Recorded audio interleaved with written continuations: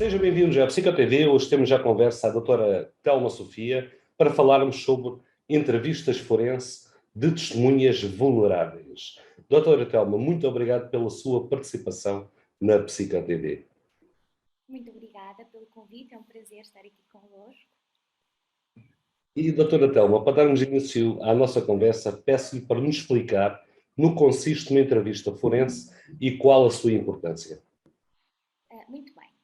Uma entrevista forense é uma entrevista que ocorre no âmbito do conceito do contexto de justiça, não é? Portanto, quando existe um crime, quando ocorre um crime, é necessário averiguar aquilo que aconteceu e, portanto, é conduzida uma entrevista, que se designa entrevista forense. Esta entrevista, idealmente, é conduzida por pessoas que têm competência e que têm formação específica para o efeito, e durante esta entrevista são colocadas um conjunto de questões que têm como finalidade aferir aquilo que aconteceu, não é? Portanto, obter a informação mais detalhada possível e mais precisa possível sobre o evento que está a ser investigado. A entrevista forense pode ser realizada com alegados ofensores ou com vítimas. Okay? Pronto, portanto, estas entrevistas são muito importantes porque é com base nelas que, muitas vezes, os decisores judiciais vão basear as suas decisões, como por exemplo, se virmos as situações de abuso sexual de crianças ou até de situações de violação, em situações de crimes em que não existem, portanto, outras situações de crimes que não aqueles que eu mencionei agora, em que não existem evidências físicas, não é? Provas biológicas, por exemplo, resíduos biológicos ou materiais que corroborem a ocorrência daquele abuso ou daquele crime, poderá residir toda a importância, não é, daquela investigação no resultado, na informação que surgir nesta entrevista forense. E, portanto, estas entrevistas são mesmo muito importantes para um processo judicial e é crucial que sejam muito bem conduzidas e que portanto, que na sua condução os profissionais que estão a entrevistar as vítimas ou os ofensores utilizam aquilo que são as estratégias recomendadas pela literatura internacional como sendo as mais adequadas para obter a melhor informação possível e a informação mais precisa e adequada possível. E o que são testemunhas especialmente vulneráveis? As testemunhas especialmente vulneráveis, de acordo com a nossa legislação e também a nível internacional, são essencialmente crianças. São testemunhas que, em razão, por exemplo, da idade ou de outra condição ou estado de saúde, têm ou merecem alguma proteção adicional, nomeadamente proteção a nível da identidade. Portanto, são testemunhas que, devido a determinadas características que têm, nomeadamente, por exemplo, serem crianças ou serem idosos, ou terem algum tipo de incapacidade ou dificuldade física ou intelectual, por exemplo, ou desenvolvimental, ou então serem testemunhas que têm de prestar declarações contra, por exemplo, alguém da própria família ou algum grupo social fechado, nomeadamente gangues ou grupos de criminais organizados. Portanto, assume-se que estas pessoas devem ter medidas de proteção, por exemplo, ao nível da identidade, da sua segurança no momento de prestar as declarações, que devem garantir que a sua proteção é assegurada, okay, no âmbito destes procedimentos. E, portanto, estas são as testemunhas especialmente vulneráveis. Portanto, resumindo assim e utilizando termos mais comuns, não é? Vamos chamar assim, das crianças, os idosos, vítimas de violência doméstica, por exemplo, ou vítimas de violação, pessoas, lá está, que têm de prestar declarações contra grupos organizados, não é? Grupos de criminalidade organizada. Todas estas pessoas podem beneficiar, ou pessoas com dificuldades, voltando um bocadinho atrás, pessoas com dificuldades intelectuais, pessoas com dificuldades desenvolvimentais, como por exemplo autismo, okay? Estas pessoas podem beneficiar de determinados procedimentos, determinadas medidas que estão previstas na nossa lei para ajudar a tornar este procedimento e este envolvimento com a justiça um bocadinho menos penoso para elas, nomeadamente, e mais seguro, ok? Portanto, nomeadamente é possível que estas declarações sejam prestadas em regime de videoconferência ou que sejam gravadas digitalmente e depois ouvidas e analisadas por quem de direito. Pode ocorrer também, por exemplo, situações em que pode haver proteção policial para estas testemunhas e estas são, segundo a nossa lei, aquilo que são consideradas testemunhas especialmente vulneráveis. E este tipo de testemunhas, que não se pode dizer que seja muito comum, a entrevista em si, poderá existir algum tipo de entraves ou dificuldades. Qual a maior dificuldade ao realizar uma entrevista a este tipo de testemunhas? Ora bem, numa entrevista forense, uma entrevista forense coloca sempre bastantes desafios ao entrevistador, porque as pessoas vão relatar aquilo que aconteceu, aquilo de que se lembram, não é? E é muito importante que o entrevistador saiba quais são as técnicas mais adequadas, as perguntas, não é? As formulações de perguntas mais adequadas, de forma a não sugestionar e a não contaminar o relato. E isto é particularmente importante com as crianças, por exemplo. Existem décadas de investigação que têm demonstrado que as crianças são tão boas testemunhas quanto os adultos, se forem questionadas adequadamente. Okay? E, portanto, é crucial que os entrevistadores conheçam em profundidade quais são os protocolos que existem para entrevistar crianças, por exemplo, e adolescentes, ou então pessoas, sejam elas crianças ou não, com dificuldades intelectuais, com perturbações do desenvolvimento, como por exemplo autismo, portanto, porque estas entrevistas requerem procedimentos específicos e técnicas específicas que funcionam melhor com estas testemunhas e que, se não se conhecerem, podemos correr o risco, obviamente, de contaminar o relato ou de simplesmente, mesmo não contaminando, limitar e restringir tanto o relato das testemunhas que acabamos por não obter uma grande quantidade de informação relevante para a resolução do processo.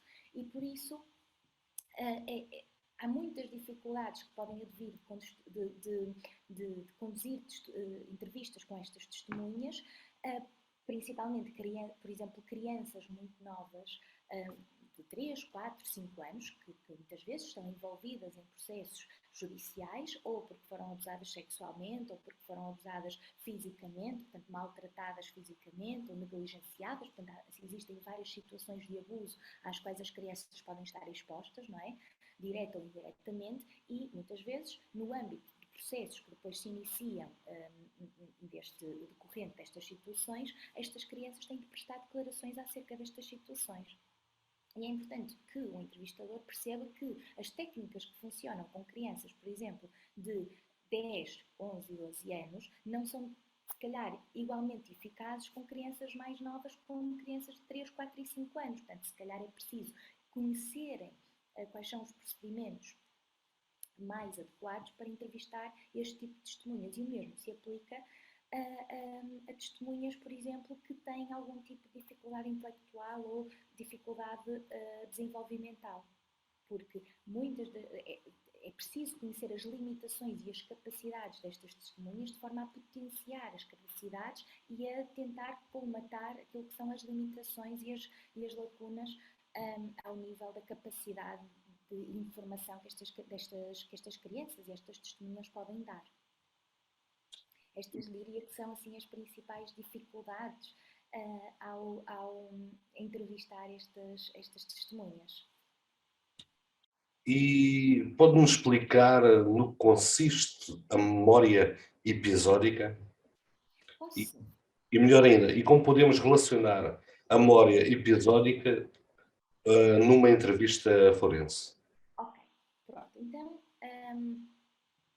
no nosso sistema de memória declarativa humano, não é? Nós temos essencialmente assim, aqueles que são mais importantes para esta discussão. Temos a memória episódica e a memória semântica. A memória semântica é a nossa memória factual.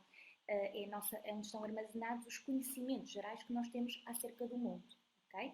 Depois temos a memória episódica. A memória episódica pode ser considerada a experiência consciente de recordar. É o nosso sistema mnésico que nos permite viajar mentalmente atrás no tempo e reexperienciar o contexto espaciotemporal de um evento passado. Portanto, é nesta memória episódica que estão armazenados os eventos pelos quais nós passamos ao longo da nossa vida. Okay? Portanto, e quando temos que relatar uma situação que aconteceu, um crime, que experienciamos ou que observamos, temos de recorrer à memória episódica. E por isso, sempre que estamos perante uma situação de uma entrevista forense, aquilo que vai ser pedido às testemunhas, aquilo que nós vamos pedir às testemunhas é que viajem mentalmente atrás no tempo e que reexperienciem aquele evento e que contem tudo aquilo que se recordam acerca daquele evento. Por isso é que é tão importante nós sabermos quais são as técnicas mais adequadas para aceder a este tipo de memória. Portanto, também relacionado com isto, e só para explicar um bocadinho melhor que técnicas é que eu estou a falar, nós sabemos que a forma, a ciência, a evidência empírica tem indicado ao longo de muitas décadas, portanto está completamente assente na literatura, que a forma como as testemunhas, nomeadamente as crianças, e eu falo muito das crianças porque é de facto a área em que eu me especializo, é na entrevista forense de crianças, especificamente aquelas com algumas dificuldades acrescidas, nomeadamente dificuldades intelectuais e autismo, por exemplo. E, portanto, nós sabemos que a forma como as crianças são questionadas afeta em grande medida o relato que é obtido. Porquê? Porque diferentes formulações de questões acedem a diferentes tipos de memória. Nós temos a memória de recordação livre e a memória de reconhecimento. Só para esclarecer muito rapidamente o que é a que corresponde cada uma destes tipos de memória, a memória de recordação livre ou a recordação livre ocorre quando são colocadas questões às pessoas que não incluem pistas que especificam determinados aspectos das memórias sobre um evento. É quando nós perguntamos, portanto, a memória episódica e a memória de recordação livre episódica é acedida quando nós perguntamos a alguém, ou quando nós pedimos a alguém, conta-me tudo sobre o que aconteceu, ou conta-me mais sobre isso. Okay? Aquilo que é recordado quando nós fazemos este tipo de pedidos depende exclusivamente do processo individual de busca de informação na memória da pessoa que está a ser questionada. E a quantidade e a qualidade da informação que é recordada é sempre superior àquela que é recordada quando são colocados outros tipos de perguntas, porque aqui nós estamos a permitir que a pessoa busque na sua memória toda a informação que considera relevante e não estamos a restringir as respostas da pessoa que está a ser entrevistada. A sugerir. Ou a sugerir, exatamente. Portanto, nós sabemos, obviamente, que este tipo de pedidos tão vagos, vamos lhe dizer assim, vamos lhe chamar assim, não são eficazes com todos os tipos de testemunha. Por exemplo, crianças mais novas, de 3 e 4 anos, não dão respostas tão elaboradas quanto crianças mais velhas quando são colocadas este tipo de questões. Porém, as respostas que dão são igualmente precisas, ou seja, a informação que dão é igualmente verdadeira. Okay? Nós gostamos de utilizar o termo precisão mais do que verdadeira, porque é um termo científico mais correto neste contexto. Existem outro tipo de questões, que são as questões diretas, que estão aqui numa espécie de um limbo entre aquilo que é a memória espontânea, ou a memória de recordação livre, e a memória de reconhecimento, que eu vou falar a seguir. As questões diretas são, por exemplo, quando nós perguntamos quem, quando, como é que aconteceu, onde é que aconteceu. Okay? Estas questões, apesar de não restringirem as respostas da criança ou da pessoa que está a ser entrevistada, geram inevitavelmente respostas mais curtas. E a investigação tem demonstrado que geram também, muitas vezes, mais informação errada e inconsistente. Pronto. Portanto, é importante, e às vezes é mesmo necessário, que se utilizem estas perguntas num contexto forense, porque é preciso saber especificamente quem é que fez o quê, quando é que as coisas aconteceram, como é que aconteceram especificamente, onde é que as coisas aconteceram e que os eventos se passaram, não é? Portanto, às vezes é necessário, quando esta informação não surge espontaneamente no relato das testemunhas, é necessário perguntar diretamente estas coisas, mas também sabemos atualmente que é necessário fazer um follow-up destas questões e emparelhá-las com perguntas abertas. Imaginemos que perguntamos: quem é que estava lá? A criança ou a pessoa que estamos a entrevistar diz-nos: era a pessoa X. Conta-me mais sobre isso. E depois, o que é que aconteceu? Portanto, permitir-nos que a própria pessoa, partindo daquela pergunta um bocadinho mais restritiva, não é? Possa elaborar a sua resposta. Isto é muito importante, porque nós sabemos que de outra forma podemos estar a enviesar ou a restringir a resposta e vamos obter muito menos informação. Outro tipo de questões que nós podemos utilizar no contexto forense, mas que temos que conhecer os riscos de os utilizarmos, são as questões os tipos de questões que acedem à memória de reconhecimento. A memória de reconhecimento envolve questões mais específicas acerca de detalhes ou aspectos particulares de um evento. São geralmente questões fechadas, ou de escolha múltipla, ou de resposta sim e não, ou, pior ainda, questões sugestivas, e estas sim nunca devem ser utilizadas num contexto forense, porque senão estamos a contaminar o relato das testemunhas, o que não é, obviamente, desejável, principalmente num contexto deste, não é? E nós sabemos também que estas perguntas, como por exemplo, ele tinha uma camisola azul ou verde? Ou, por exemplo, ele pôs a mão em cima ou em baixo da camisola?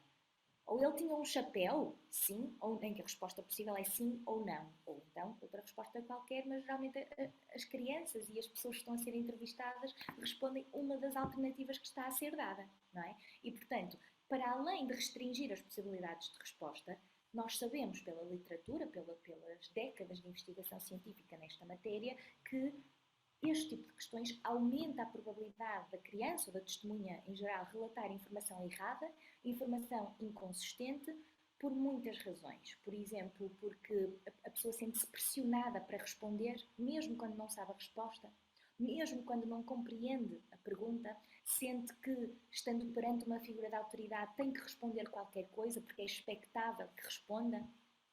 Muitas vezes é este o receio, portanto, inventam uma resposta mesmo quando não sabem a resposta. Muitas vezes, isto acontece muito com as questões sugestivas, o próprio entrevistador acaba por sinalizar que expectativa é que tem relativamente à resposta que pretende ouvir. Ele tocou-te, não tocou?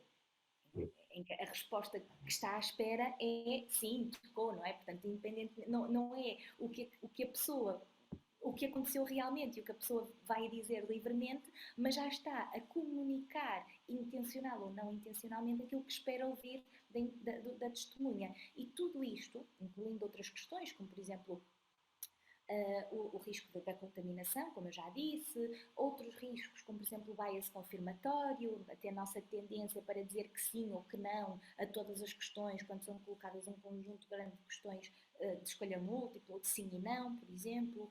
Assim, existem vários riscos, não é, que estão aqui subjacentes, e nós sabemos que o que temos de perceber é que as questões que acedem à memória de reconhecimento podem ser usadas, e aqui quero que seja prestada muita atenção, porque apesar de, obviamente, não ser proibido que sejam utilizadas, a não ser as questões sugestivas, estas não é mesmo recomendado que sejam utilizadas em nenhum contexto, mas às vezes, num contexto forense, é preciso, não é, esclarecer um aspecto muito específico do evento que requer uma pergunta de escolha múltipla, uma pergunta de resposta sim e não. Temos de reduzir ao mínimo possível esse tipo de questões, porque sabemos os riscos que estas questões acarretam, não é? E depois dar oportunidade, não é? E partilhar estas questões com perguntas mais abertas que permitam às pessoas elaborarem as suas respostas. E esta é assim a forma como eu consigo explicar como é que a memória episódica e outros tipos de memória se conseguem relacionar com a entrevista forense. Não sei se respondi à sua questão. Respondeu bastante bem, e fica-me aqui uma última pergunta para finalizarmos. na continuidade desta sua explicação. Existem aqui vários tipos de memória e ao entrevistar estas testemunhas altamente vulneráveis, que nos estão a explicar ou a relatar os eventos através da sua memória episódica, será que estamos a realizar uma entrevista que nem sempre poderá ser baseada em factos reais? Essa é uma pergunta um bocadinho difícil de responder. Vou tentar responder de forma mais clara possível, porque é difícil responder essa questão. Porque essa questão, portanto, será que me está a perguntar... portanto, em primeiro lugar, gostava de esclarecer só o que é que quer perguntar-me quando diz que será que estamos a realizar uma entrevista nem sempre baseada em factos reais. Portanto, aquilo que eu percebo desta pergunta é... Poderá haver enviesamento no relato dessas testemunhas? Sim, eu acho que percebi bem a sua pergunta e, portanto, vou tentar responder nesse sentido. Aqui entramos um bocadinho no campo das falsas memórias, não é? Portanto, muitas vezes, sabemos que este é um tema muito comum, quem estuda a memória e quem estuda a entrevista forense sabe que o estudo das falsas memórias, ou seja, de memórias que nós temos de eventos e de acontecimentos, de situações que de facto nunca ocorreram ou que não ocorreram da forma como nós as lembramos ou nós as recordamos. Isto é um fenómeno que existe e que é verdadeiro e que está documentado na literatura. Nós sabemos que a memória é um processo reconstrutivo e é, por isso, falível, é maleável, é fácil de influenciar o relato de uma testemunha e as testemunhas podem ser manipuladas através de diversos procedimentos sugestivos. Por exemplo, durante uma entrevista, se forem colocadas questões sugestivas, é possível que as testemunhas criem falsas memórias sobre os eventos. Portanto, podem ocorrer dois fenómenos, a complacência e a sugestionabilidade, não é? Portanto, a complacência é quando nós concordamos com uma informação que está a ser sugerida, mas sabemos que ela não corresponde àquilo que aconteceu, mas dizemos que sim ou que não, portanto, concordamos com aquilo que está a ser sugerido, mesmo sabendo que não foi aquilo que aconteceu. A sugestionabilidade é quando nós incorporamos a informação que está a ser sugerida como tendo mesmo acontecido. Isto é ainda mais grave, não é? Porque, de facto, as testemunhas passam a acreditar que um determinado evento ocorreu ou que determinado aspecto do evento ocorreu, quando não é verdade, não é? Quando isto foi apenas uma contaminação do relato. Mas a contaminação do relato pode acontecer também noutras circunstâncias, não só durante uma entrevista forense. Pode acontecer, por exemplo, quando falamos com outras pessoas sobre o evento, quando falamos com os pais, com os amigos, com os professores, não é? Quando contamos esta situação e discutimos esta situação, vamos até pensar, por exemplo, numa situação de um assalto a um banco, em que estavam várias testemunhas e várias pessoas passaram por aquela situação. Se isto existe mesmo, está documentado, chama-se co-witness effect, se aquelas testemunhas discutirem entre si aquilo que se passou, podem incorporar nos seus relatos informação que ouviram de outras testemunhas, como sendo coisas que elas próprias se lembram e que nós sabemos ou que podemos nunca descobrir, não é? Que de facto não são coisas que elas se lembram, mas sim que ouviram e que incorporaram como sendo memórias próprias. E, portanto, se me pergunta se quando fazemos uma entrevista forense podemos estar a obter relatos com base em factos que não são congruentes totalmente com a realidade, é possível. É perfeitamente possível, porque lá está, a nossa memória é falível, é maleável. Geralmente nós temos muita informação armazenada, mas a informação que está armazenada pode, uma vez que a memória é um processo reconstrutivo, pode sofrer alterações. Okay? Pode sofrer alterações temporárias ou definitivas e por isso há algumas coisas de que nós nos lembramos, que as pessoas, as testemunhas se lembram, que podem não corresponder exatamente à forma como aquilo aconteceu, como as coisas aconteceram. E por isso é que é mesmo importante nós não utilizarmos, pelo menos durante uma entrevista, técnicas que vão agravar ainda mais este risco.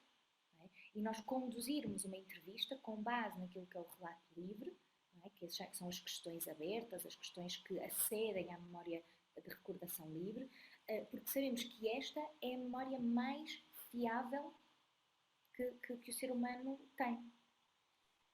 E daí também a enorme necessidade dessas entrevistas serem feitas por pessoas altamente preparadas para o fazer e formadas, é claro, não por qualquer outro tipo de profissional que poderá pensar que tem essa capacidade e no final depois poderá não os ter e contaminar a própria entrevista, não é? Como a doutora acabou de nos explicar.